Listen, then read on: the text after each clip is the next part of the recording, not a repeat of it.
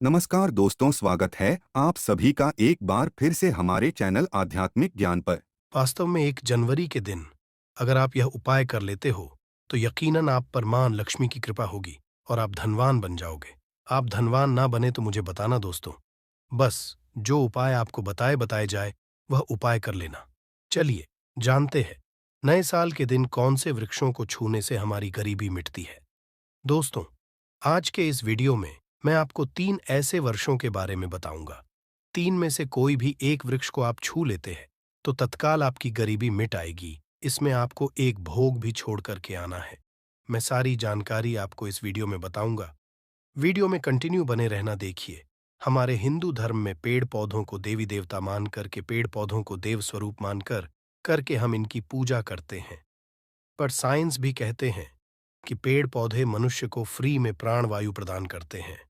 बिल्कुल ही पेड़ पौधे हमें फ्री में प्राण वायु प्रदान करते हैं पेड़ पौधे हमें ऑक्सीजन देते हैं एवं हमारे द्वारा निकाले जाने वाले कार्बन डाइऑक्साइड एवं अशुद्ध जितने भी खराब होते हैं इन वायु को अपने में अंदर ग्रहण करते हैं।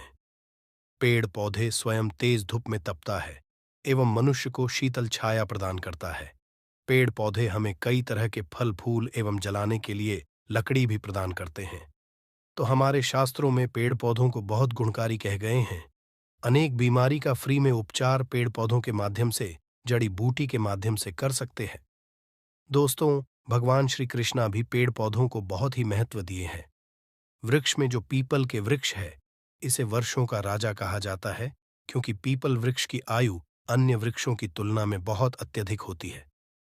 भगवान श्री कृष्णा भी स्वयं गीता में कही है, मैं वर्षों में पीपल का वृक्ष हूं, क्योंकि स्वयं पीपल के वृक्ष में भगवान विष्णु एवं माता जी निवास करती है।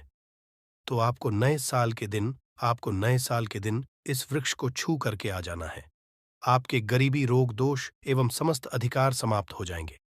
दोस्तों, हमारे धर्म में ऐसे अनेक वृक्ष हैं जो कल्याणकारी एवं मंगलकारी कह गए हैं। यह वृक्ष मनुष्य के सभी तरह के कष्टों को दूर करते हैं, परेशानी को दूर करते हैं और दूर करने में समर्थवान भी है। तो आज की वीडियो में मैं ऐसे 3 पवित्र वर्षों के बारे में बताऊंगा जिसे आपको नए साल के दिन शाम के समय में छू करके आ जाना होता है और साथ में आपको एक कपूर और आपको एक लांग रखना है। मैं यही जानकारी नवरात्रि के समय में बताया था, परंतु नवरात्रि के समय में मैंने आपको टोटके नहीं बताए थे। मैं टोटके ऐसे बता रहा हूं कि इसी के साथ में आपको एक कपूर और एक लौंग वहां पर रखकर जाना है और इसके नीचे डालना भी है। और मैं आप लोगों को इस वृक्ष को वोट के लिए, अर्थात इस वृक्ष को आप अपनी समस्या बोलेंगे, छूते ही आपकी गरीबी मिटेगी। बहुत अच्छी जानकारी है और आपको बहुत स्वरूप इसमें क्या लगाना है वह भी मैं जानकारी इस वीडियो में विस्तार से बताऊंगा। परंतु उससे पहले अभी तक सच्चे हृदय से कमेंट बॉक्स में लिखना ना भूलें, जय माता लक्ष्मी, नए साल की हार्दिक शुभकामनाएं। देखिए, अगर आप कठिन मेहनत करने के बाद भी एक दिन में 200 से कमा रहे हैं और वहीं एक व्यक्ति कम मेहनत करके आज 2000 कम रहा है, तो कौन सा अच्छा है? 2000 कमाने वाला, 5000 कमाने वाला, 2000 कमाने वाला व्यक्ति कई तरह के उपाय करके सारी चीजों को, पैसों को तेजी खींचने का काम करता है। दोस्तों देखिए, मैं अपने चैनल के माध्यम से आप सभी लोगों को अच्छी अच्छी जानकारी इसीलिए सिखाता हूं। कई लोग हमें कमेंट करके पूछते हैं, जी, हमें एक वक्त की सही तरीके से रोजी रोटी नसीब नहीं हो पाती। हमारे पड़ोसी जो लाखों रुपए कमा रहे हैं, तो क्या इसमें हमारे भाग्य की गलती है? देखिए, भाग्य को आप मेहनत के द्वारा दूर कर सकते हैं, परंतु पूर्व के समय में हमारे द्वारा किसी भी तरह की अनहोनी हो गई होती है या किसी भी तरह की हमारी कुंडली दोष लग गया हो, तो उसे दूर करने का काम करते हैं ये पेड़ पौधे। दोस्तों, ये पेड़ पौधे जितने भी होते हैं, यह अगर आप नए साल के दिन इन 3 वर्षों में से अगर आप इसे जाकर के छू लेते हैं, तो आपके जीवन में जो दोष लगे हैं, आपके जीवन में किसी भी तरह का आपको शराब लगा लगा है, बद्दुआ लगा है, तो उसे यह पेड़ पौधे अपने अंदर में खींच लेते हैं। यह होने अंदर खींच करके अपनी डाली को, आपकी बद्दुआ के कारण अपनी छोटी सी डाली को तोड़ देते हैं। यानी कि छोटी सी डाली सूख जाती है, और आपकी बदुआ के कारण जो सामने वाले ने आपको बदुआ दी थी और आप इसे छू करके आते हैं इन वृक्षों को, तो आपकी बदुआ इन वर्षों में चली जाती दी है। इनकी एक डाली सूख जाती है। आप देख लेना और आप खुद देखना, इस वृक्ष को छोड़े ही बिल्कुल, कि किसी शुभ अवसर पर या फिर नए साल पर आपके जीवन में ऐसा परिवर्तन आएगा कि इस टाइम से आपके काम बनना शुरू हो जाएंगे। तो चलिए, मैं आप लोगों को वर्षों के बारे में बता दूं।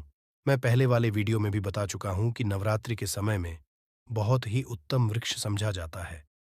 पारिजात का वृक्ष समुद्र मंथन से उत्पन्न हुआ था। आप सभी दर्शकों को यह जरूर पता होगा। और यह देवराज इंद्रा के लंदन में किया गया था। बिल्कुल ही जो नंदन बंद है समझा जाता है, स्वर्ग में वहां पर स्थापित करके रखे गए थे।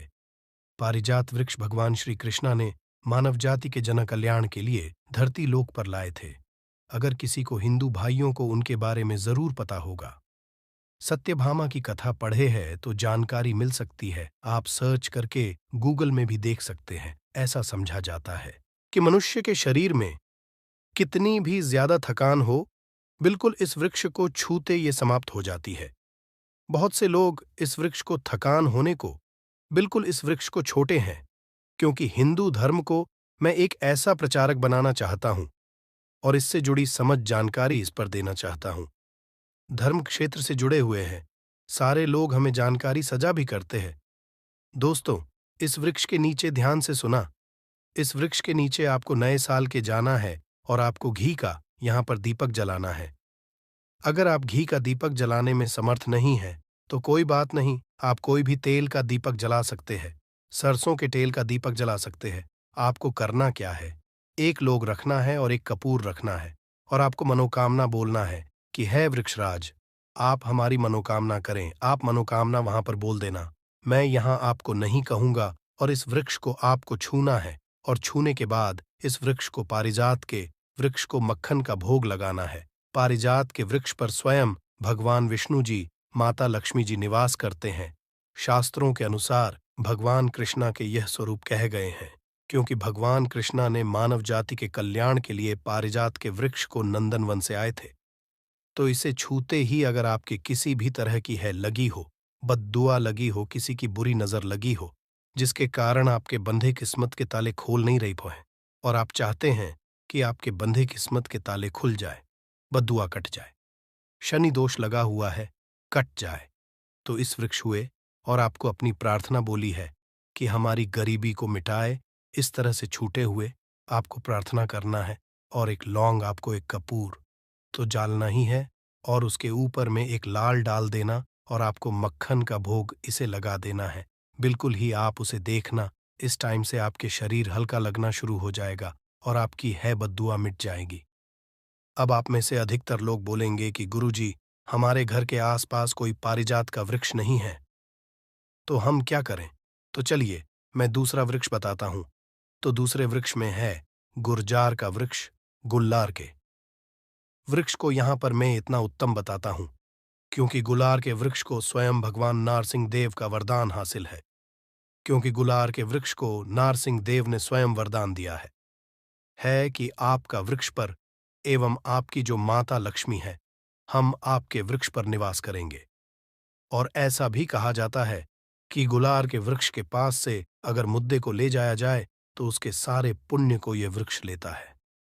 आप में से बहुत सारे लोगों को लोक कथा जरूर पता होगा। तो गूलर के वृक्ष को भगवान नरसिंह देव ने बहुत सारा वरदान दिया है कि आप लोगों के कष्ट भी हारेंगे। तो आपको करना क्या है? नए साल 1 जनवरी के दिन के समय गूलर के वृक्ष के पास में जाना है। आप घी का दीपक जला सकते हैं, समर्थ नहीं है तो आप सरसों के तेल का दीपक जला सकते हैं, तिल का तेल का भी जला सकते हैं। तो इसे बहुत ही शुभ समझा जाता है। आपको जलाना है, और आपको एक कपूर और एक आपको जैसे रखे लौंग को जलाना है, जैसे अभी मैंने पहले भी पाया है उसी तरह से जलाना है, और इसे छू करके प्रार्थना करना है। आपके वृक्ष पर स्वयं भगवान नरसिंह देव तथा माता लक्ष्मी जी विराजित हैं। हम प्रार्थना लग रहे हैं कि हमारी गरीबी एवं हमारी परेशानी एवं जो किसी की हमें है लगी है, बद्दुआ लगी है, किसी की बुरी नजर लगी है, हमारे घर में किसी को नजर दोष लगा है, सारे देशों को समाप्त कर आप अपने अंदर में समाहित कर लीजिए, खींच लीजिए।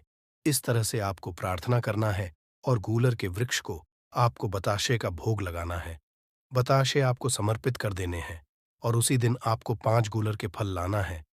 1 जनवरी नए साल के दिन ऐसा समझा जाता है कि जो व्यक्ति लाल कलर की चुनरी में गूलर के पके हुए फल को लाते हैं, बंद करके, और इस पूजा करने के बाद और इस धन पेटी में है, तो ऐसा समझा जाता है आजीवन ऐसे व्यक्ति के जीवन में, ऐसे व्यक्ति के घर में धन दौलत की कमी कभी नहीं होती।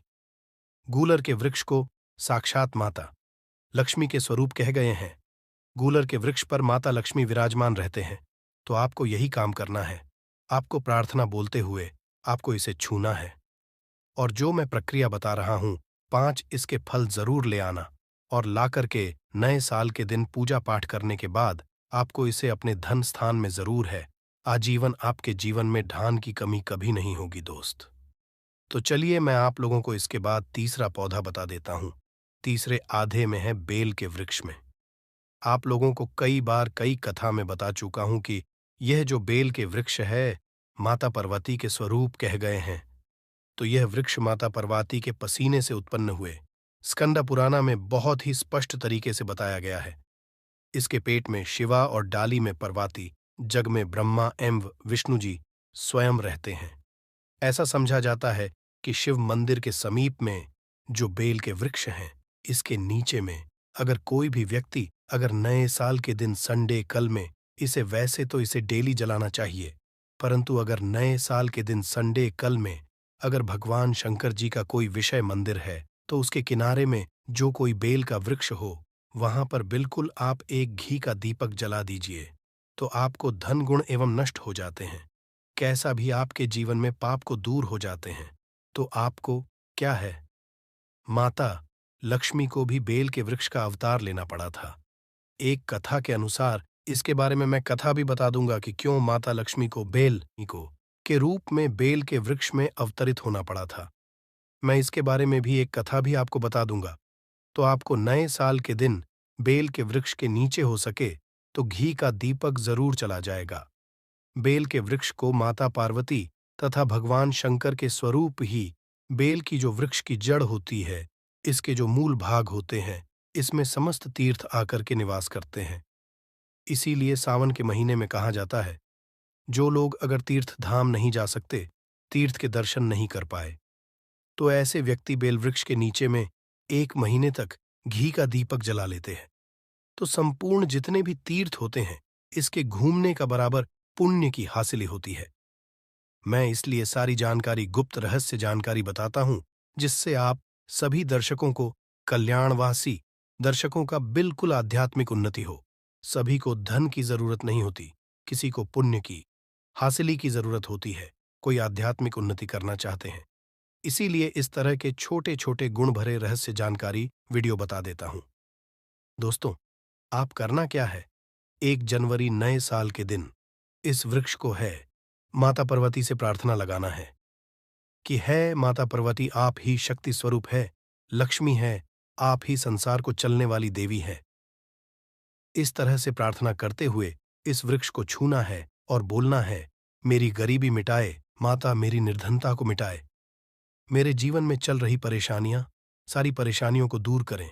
इस तरह प्रार्थना करते हुए आपको एक कपूर और एक लौंग को भी जला देना है और एक काम जरूर करना है। जलाने के बाद इस वृक्ष को आपको बोलना है कि मैं भोग स्वरूप आपको धतूरे के पत्ते एवं धतूरे के फल समर्पित करूंगा, आप स्वीकार करें।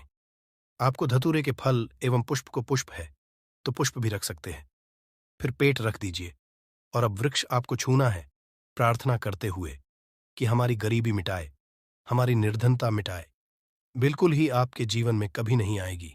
और एक प्रार्थना जरूर करना है, किसी की है लग गई हो, बद्दुआ लग गई हो, किसी का दोष लगा हो, जिसके कारण हमारी आध्यात्मिक उन्नति नहीं हो पा रही हो, तो आप जो है उसे तुरंत दूर करें।